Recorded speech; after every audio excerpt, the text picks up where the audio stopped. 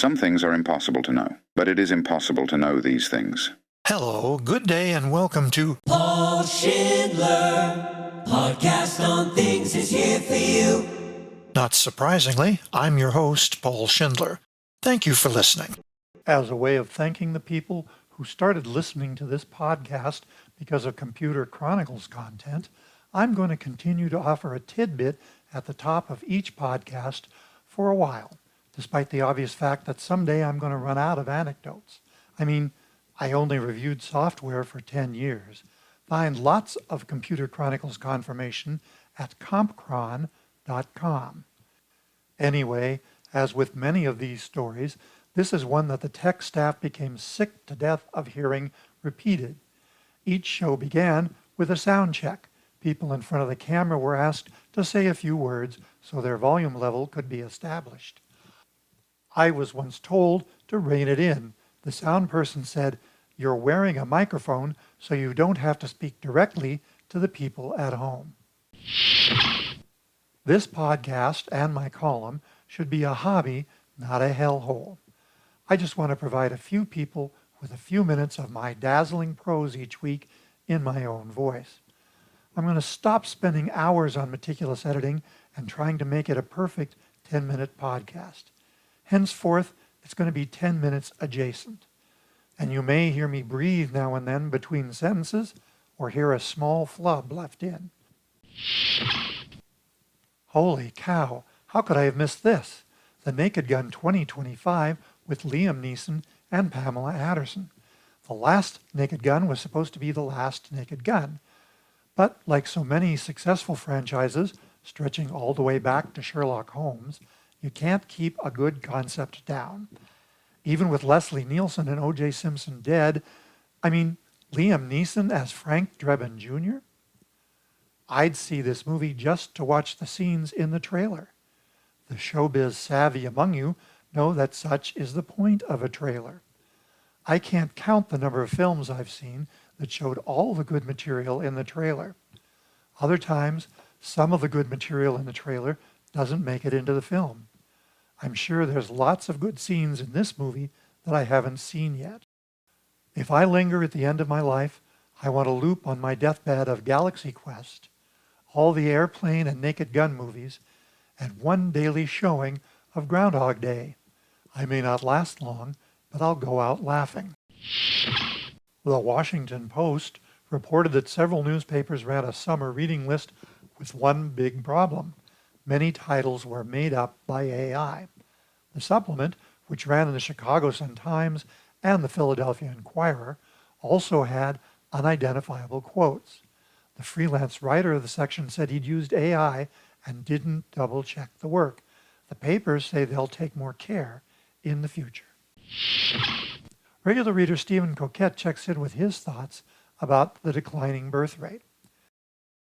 I've been thinking about the declining birth rate myself for some time now, and I have to say I agree wholeheartedly with Liza Boyd. But there is so much more to it.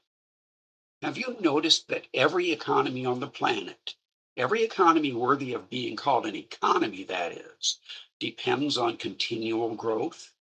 And when birth rates decrease, the shapers of economies get really upset.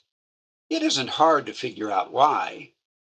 If the population actually decreases, houses will be empty.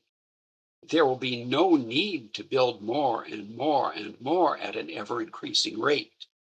And then what will happen to the mortgage industry and all kinds of banking? Car manufacturers will no longer be able to make it seem acceptable to buy a new car every 3 years, even though they are so dependable now that you can get 20 years out of them with little trouble. There are only two types of organisms that must have continuous growth: cancers and yeast. As for the former, there's not much to say. As for the latter, just ask any bit of sediment in a bottle of Morte Chandon just how well that works out. As always, Steve Coquette out. For most of my life, I didn't believe in reincarnation. As a matter of science, I found it cute and amusing. Then, as I grew older, it began to fascinate me. Now I do believe. To me, it's the only possible explanation for some things that have happened to me. For example, the night I met my wife Vicky at a World Affairs Council wine tasting, we spoke for about 90 seconds and we exchanged business cards. She declined my offer of dinner as she was meeting her girlfriend Melody. 30 years later, I asked Melody if she remembered that night. Of course I do. Vicky wafted in on a cloud and said, "I just met the most wonderful man." Well, after that, I wrote Vicky a letter every day when I was in Oregon for 9 months, and the rest, as they say, is history. Now I know, I don't think I know, this isn't our first rodeo. For years, people have been telling me about the idea of a soul connection. It's the same cast of characters in every life, you just switch roles. Now I believe that. I can't wait, even though I won't remember, which role I get next time. I should have known that role switching was the meaning of my recurring childhood dream that I had once been a woman. While we're on the subject, for my walk-off music this week, my Reincarnation love song, If Offered a Choice. But first, that's my opinion. I'm Paul Schindler. Thanks for listening.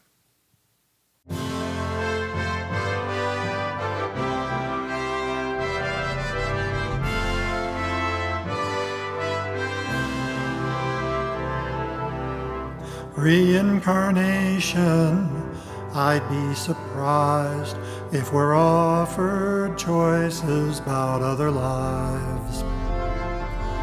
Where we end up, not ours to say, when time comes for another day.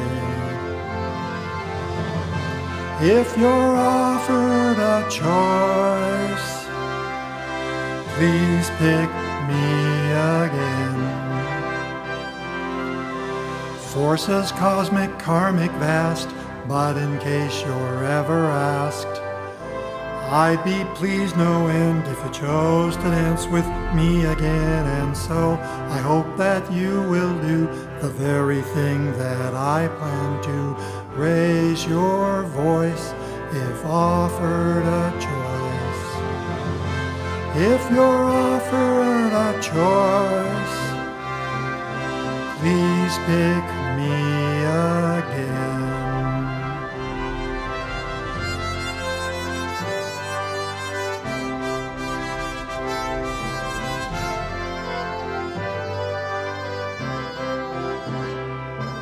Again, I would dearly love to see just how nice that it'd be. Another turn on the wheel for you and me. Probably amazing again. If you're offered a choice, please pick me again. If you're offered a choice, please pick me again.